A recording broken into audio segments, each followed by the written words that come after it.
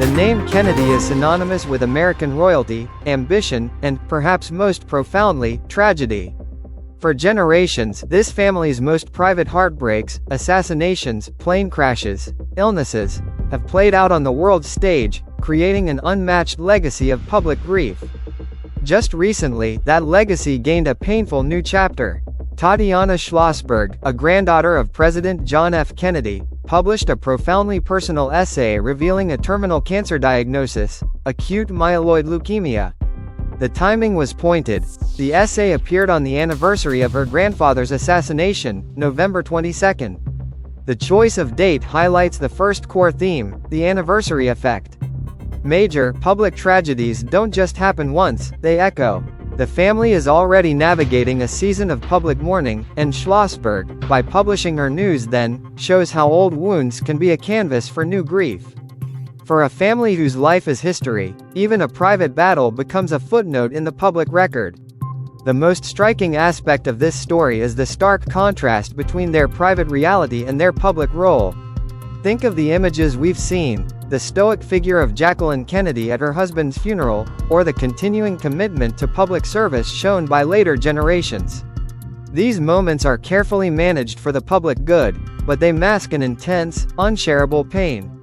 The Kennedy family has often used a shield of composure. Rose Kennedy famously taught her children to remain strong and never cry in public, viewing their grief as something that must be endured with dignity for the sake of the family's mission. This cultural training means that their mourning is often a performance of resilience, not a raw display of sorrow. Tatiana Schlossberg's essay, however, represents a break from this tradition. She is not performing the stoic resilience of her grandmother's generation.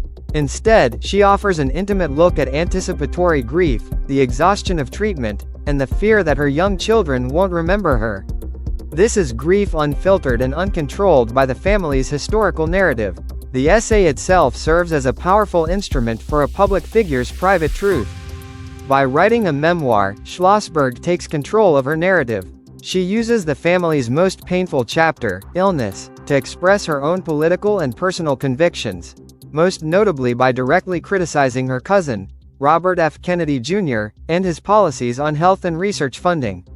For the Kennedy heirs, the public legacy is both a burden and an anchor. It's a burden because every personal struggle is instantly global news, and their grief is constantly historicized.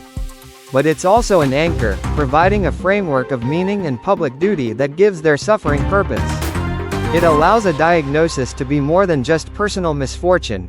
It becomes a political statement, a call to action, and a continuation of the family's enduring story of resilience.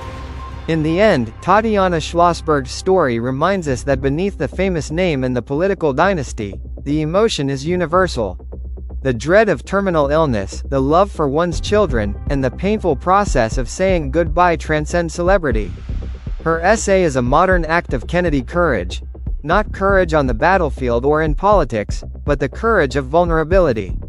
She uses her voice, and her family's spotlight, to process her grief and leave a final, authentic message for the public record.